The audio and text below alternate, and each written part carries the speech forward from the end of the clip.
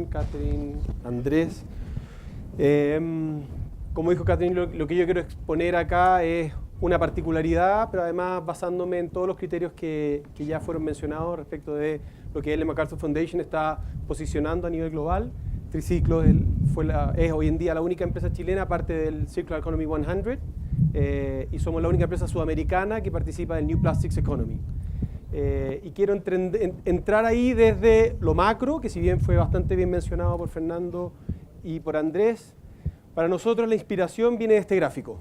Esta es la consecuencia del modelo lineal. Lamentablemente tenemos que hablar de lo que no somos y de qué es lo que estamos intentando combatir. El modelo lineal nos ha llevado a esta realidad. Ese es un mapa, está levemente desactualizado, de cuál es la cantidad de basura per cápita en cada uno de los países. Y probablemente todos ustedes están sacando la conclusión evidente: a mayor nivel de desarrollo, mayor nivel de basura per cápita. Y como bien dijo Andrés, nosotros tenemos un desafío como humanidad que tiene que ver con la mitad de la población del mundo que vive con $2,5 por día. ¿A qué modelo de desarrollo vamos a invitar a esas personas? ¿A un modelo lineal basado en extraer, producir, consumir y descartar? ¿O hay algo más inteligente que podamos hacer con esos recursos finitos que tenemos en esta única nave espacial que estamos habitando?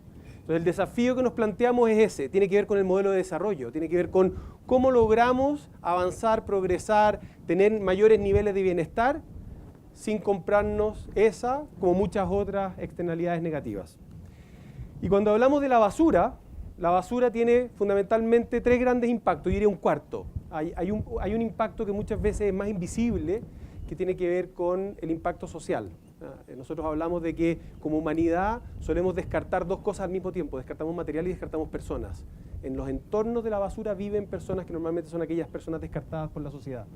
Y esas personas están habitando, en algunos casos rellenos sanitarios, en otros casos vertederos, lugares en los cuales probablemente ninguno de nosotros quisiera habitar.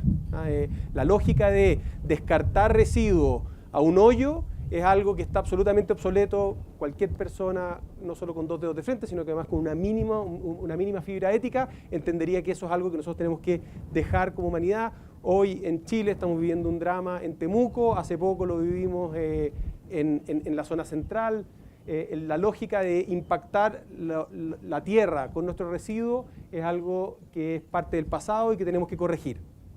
Lo mismo ocurre con el agua, y cuando nos vamos a los residuos de los cuales yo les voy a hablar, hoy en día la estimación que hicimos con Ocean Conservancy es una estimación de que existe aproximadamente 1 tonelada de plástico por cada 4 toneladas de peces en los océanos. Business as usual, si seguimos exactamente igual, la estimación que tenemos, y créanme que está bastante precisa, bastante bien hecha, es que el 2050 va a haber 1 tonelada de plástico por cada tonelada de peces en los océanos. Eso va a implicar, y hay otra estimación, y los invito a que lo busquen, una estimación que dice que a partir de la contaminación en los océanos, el nivel de consumo de especies marinas, el nivel de acidificación de los océanos, calentamiento global, etc., es factible que el 2048 se acabe la vida marina. En nuestra vida tenemos que resolver este problema. Esto dejó de ser un tema que tenemos que postergarlo para las siguientes generaciones. Dejó de estar esto en el discurso romántico de nuestros hijos, nuestros nietos. Estamos hablando de lo que vamos a hacer nosotros como humanidad, qué tipo de progreso, qué tipo de desarrollo, qué tipo de avance tenemos que hacer para evitar, entre otras cosas, el nivel de contaminación de plásticos que hay en los océanos. Y cuando hablamos de plástico podemos ver las botellitas y las piezas más grandes. La gran contaminación es de microplásticos. Microplásticos que muchas veces están en plásticos que se desagregan y en muchos casos están en desfoliantes, elementos que están dentro de los productos químicos de limpieza. O sea, tenemos que hilar bien fino y entender que es un problema bastante complejo el que tenemos que resolver. Y después existe otra tendencia, que la pongo acá también como un warning. Hay gente que dice, bueno, mira, resolvamos dos problemas en uno. Quememos la basura, generamos energía y resolvemos el problema de la basura. Esa fue la solución que tomaron muchos países desarrollados. Durante muchos años en Europa, la solución a muchos de los residuos plásticos que eran difíciles de reciclar era incinerarlo y generar energía. Después de la COP21, después de los maravillosos acuerdos a los que estamos llegando en términos de dejar de contaminar y carbonizar nuestra atmósfera, esa ya no es una solución. Waste to energy no es una solución. Tenemos que empezar a resolver el tema sin traspasar esa problemática a otro espacio dentro del planeta. El problema para Triciclo se resume en que la basura no es más que un error de diseño. cuando hablamos, por lo tanto, del problema de los residuos, cuando hablamos de la consecuencia de ese modelo lineal, debemos dejar de mirar el final de la cadena y tenemos que empezar a mirar el inicio de la cadena. Exactamente de la misma forma como cuando hablamos de la contaminación atmosférica de Santiago, ya a nadie más, espero, se le ocurre decir que la solución está en pitearse el Manquehue o en poner un gran ventilador, porque eso simplemente significa traspasar la contaminación a otro lugar. Lo que empezamos a mirar son las fuentes de contaminación, de dónde viene ese humo. Cuando hablamos de agua, lo mismo.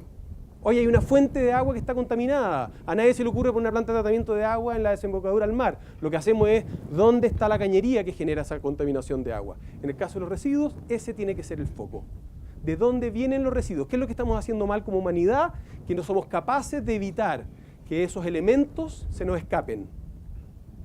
Yendo un poco más fino, son moléculas de carbono que se nos escapan. Nuestro modelo de desarrollo, nuestro sistema ingenieril está fallando porque se nos están escapando moléculas de carbono a distintos lugares de la atmósfera. Y eso lo tenemos que corregir desde entender nuevamente los modelos de diseño. Cuando hablamos de basura, ya yéndome muy al caso específico de Triciclo, lo que dijimos fue, vamos a crear la mayor red de Chile de puntos limpios, de estaciones de reciclaje. Después dijimos, vamos a hacer la principal red de puntos limpios de Brasil, vamos a hacer la principal red de puntos limpios de Sudamérica, en eso estamos, y ahora el siguiente desafío es ser la mayor red de puntos limpios del mundo. Porque sabemos que esos modelos de captura de embalajes son fundamentales hoy en día, no solo para reciclar el máximo posible y para evitar que esas moléculas de carbono se nos escapen, sino que fundamentalmente para dar entendimiento a la humanidad de qué es lo que estamos haciendo cuando estamos diseñando empaques de distintos tipos. O sea, ya estamos hablando de un subconjunto dentro del mundo de la basura, y dentro del mundo de los empaques hay otro subconjunto que son los empaques plásticos. Y quiero presentarles a ustedes nuestro enfoque, y cuando digo nuestro enfoque estoy hablando también como miembro de la Ellen MacArthur Foundation, de qué es lo que pasa con el mundo de los plásticos. Uno de los errores que cometemos como humanidad es simplificarlo. Plásticos. Existen 4.000 tipos de resinas distintas. Cada uno de ellos tiene características especiales, fluye de una manera distinta, tanto si contamina como si tiene que ser reciclado. Hay algunos de ellos que tienen posibilidades de ser reciclados. Hay algunos de ellos que no tienen ninguna posibilidad de ser reciclados, y hay algunos de ellos que podrían llegar a reciclarse si hacemos determinados cambios. Cuando hablamos de la economía circular, que es regenerativa y reconstructiva por principio y por diseño, la base que ustedes tienen que meterse en esa cabeza es este gráfico de mariposa. El gráfico de mariposa de la economía circular, diseñado por la Ellen MacArthur Foundation, habla de dos grandes ciclos, un ciclo orgánico y un ciclo técnico. Lo que busca, por lo tanto, es que todos los materiales que son factibles de fabricarse y de trabajarse con elementos orgánicos estén diseñados para que efectivamente retornen a la naturaleza sin generar grados de contaminación, sin diseminar toxinas. Entonces, lo que estamos buscando es que la menor cantidad de residuos orgánicos fluyan hacia eventualmente relleno sanitario o generen problemas de contaminación de aguas, metano, etcétera, sino que más bien fluyan en ciclos biológicos. Y en el caso de los materiales técnicos, lo que debe ocurrir es que deben fluir en ciclos técnicos. Y aquí Andrés puso un punto que es muy importante. Fíjense que el ciclo más externo es el ciclo del reciclaje. El ciclo más interno es el ciclo de mantener y prolongar la vida útil de los materiales. Entonces, cuando hablamos de economía circular, fíjense que lo primero que aparece es compartir. La economía compartida, la economía colaborativa, es una de las herramientas que propone justamente la economía circular. El reusar. Inmediatamente tenemos que hablar de empezar a reusar materiales. Estamos hablando de renovar, reparar, mucho antes de empezar a reciclar. Por lo tanto, aquí hay un planteamiento que es muy interesante, que es que aquí estamos hablando de cómo recuperar esos ciclos y esos carbonos, mientras que aquí estamos hablando de cuestionarnos los modelos de negocios. Y el mismo Fernando expuso ahí algunos ejemplos muy interesantes de empresas que se están cuestionando modelos de negocio porque se dan cuenta que el producto que están colocando en el mercado tiene esta externalidad y necesariamente vamos a tener que resolverla. En algunos casos muy simples es volver a ciertos productos reusables, en otros casos se trata de incorporar en la economía elementos compartidos, y ahí empezamos a hablar de lo que ocurre con Airbnb, lo que ocurre con Uber, lo que ocurre con una serie de empresas que lo que están haciendo es compartiendo stocks, compartiendo inventarios. Hay una pregunta fundamental que toda empresa debiera hacerse: ¿qué inventario tengo y qué parte de mi inventario podría estar disponible para un desarrollo económico donde otros también participen? En el último nivel, cuando estamos hablando de nuevo ya de plásticos, tenemos que además incorporar la mayor cantidad de reciclaje posible, pero también, como hablaba antes, cuestionándonos los modelos de diseño. El año pasado en Davos entregamos a 53 jefes de Estado un documento que se llamaba Rethinking the Plastic Industry a nivel global. Dijimos, basado en la problemática que tenemos hoy, esa problemática es, yo creo que hay personas acá en esta sala que cuando nacieron no había un gramo de plástico de empaque circulando en el planeta. Los primeros productos plásticos son de finales de los 1800, los primeros productos de empaque son de la década del 40, 50.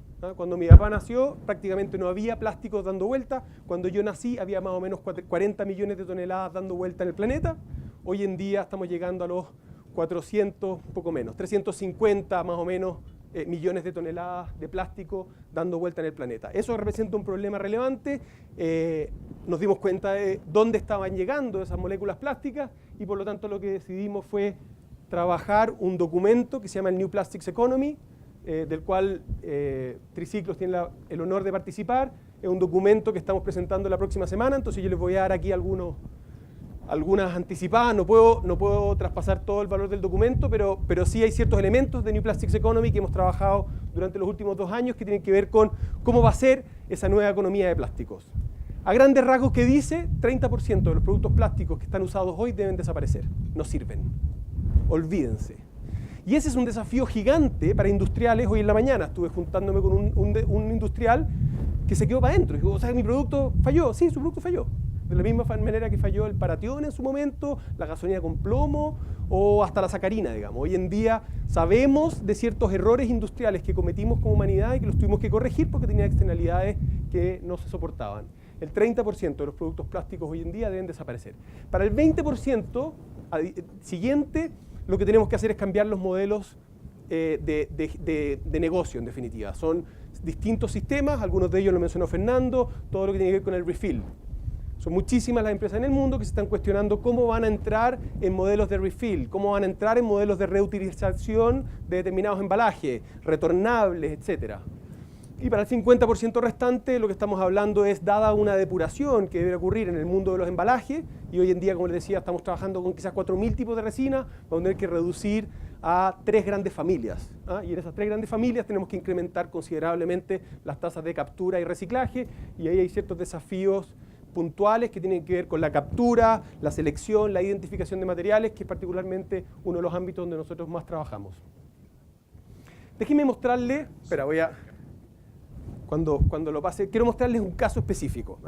Esta es la teoría de lo que nosotros estamos haciendo, o la teoría de la práctica, esto es lo que estamos haciendo nosotros, y lo que nos interesa es trabajar en depurar este mundo de los embalajes. En nuestros puntos limpios, las personas se acercan y hay siempre un operador que rechaza un material cuando no es reciclable y explica, ojalá siempre de la mejor manera posible, cuando el material puede ser capturable, cuando no, cuál es el destino que tiene, etc. Hay toda una lógica en nuestros más de 210 puntos limpios esparcidos en ya varios países.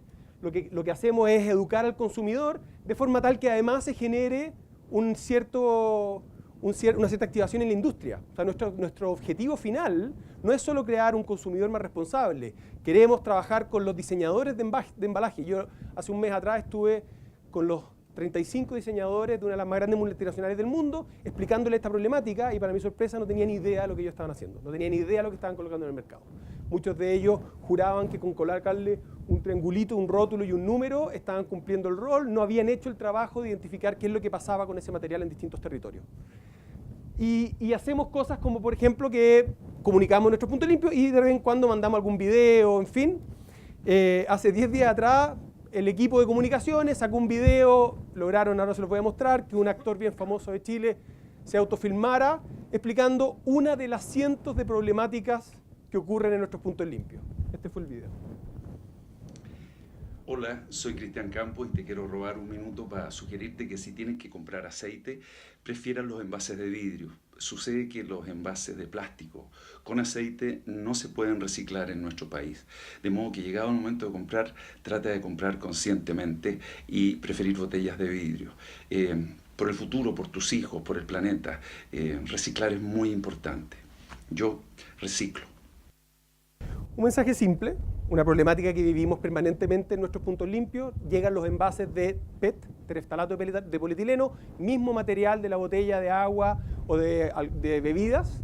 Sin embargo, por el hecho de estar conteniendo aceite, ese aceite migra hacia el polímero e impide que se pueda reciclar en la misma línea sin generar el problema de que va a contaminar el resto del tereftalato de polietileno. Entonces lo que ocurre finalmente es que los industriales en Chile dicen, no, yo solo te recibo el PET que viene de bebida, de agua, que viene limpiecito, porque no tengo una línea para lavar el PET de aceite. Nosotros llevamos 8 años trabajando en esto, y 8 años tocando en la puerta a los industriales de aceite diciéndole, su producto tiene un problema, y lo que habría que hacer es poner una planta, como ocurre en todos los demás países donde nosotros trabajamos, ponga una planta de lavado de PET de aceite, haga los flakes, haga los pellets y véndalo.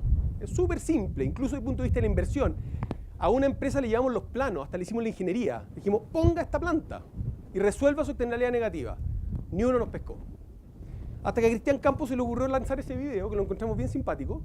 Tiene un detalle, ¿no es cierto? Porque él dice, elija de vidrio, y en Chile no existe aceite vegetal en vidrio, todo es oliva o aceite más caro. Entonces la chorrera de reclamos de gente diciendo de todo, entre otras cosas, diciendo cosas bien sensatas. Esto habrá sido una campaña de incentivo desde la industria del vidrio, habrá sido desde incentivo de la industria del aceite de oliva, y nosotros aclaramos que no, que simplemente lo que estamos diciendo, hay un producto en el mercado masivo que no está resuelto y hay un montón de gente haciéndose los locos, por decirlo de manera inteligente o elegante, digamos. Bueno, maravillosamente esto resultó en que nos empezaron a llamar, pues. Y empezaron a llamarlo los industriales y decirle, oye, pero ¿cómo es posible? Nos cagaste, en fin, no, señor. Usted está queriendo tapar el sol con un dedo y se está cagando usted mismo. Tiene que empezar a mirar su producto en toda su dimensión y tiene que empezar a entender que hay ciertas externalidades que son inaceptables. Quizás fueron aceptables en el pasado, hoy ya no lo son. ¿Ah? Y cuando hablamos de la ley REP, ese es uno de los grandes problemas que pueden llegar a existir. Digamos, cuando, por ejemplo, en el mundo de los plásticos, hay ciertos industriales que están diciendo, yo quiero reportar, entiendo el problema, no sé si todos saben más o menos, la ley REP dice, usted coloca un material en el mercado, tiene que cuantificarlo, tiene que informar cuánto material está colocando y va a tener que hacerse cargo de recoger o financiar un sistema de recogida de un porcentaje de eso. Y cuando hablamos del mundo de los plásticos hay una cierta cantidad de patudos, desde mi punto de vista, que están diciendo, yo quiero reportar PET. Independientemente de cuál es el plástico que estoy colocando. Yo les mostré que hay 30% de materiales que tienen que desaparecer, 20% de materiales que tienen que corregirse por su modelo de negocio, y dentro de ese 50% hay más o menos un 20% de PET, que es el más fácil. Dentro de ese PET hay otro PET de aceite.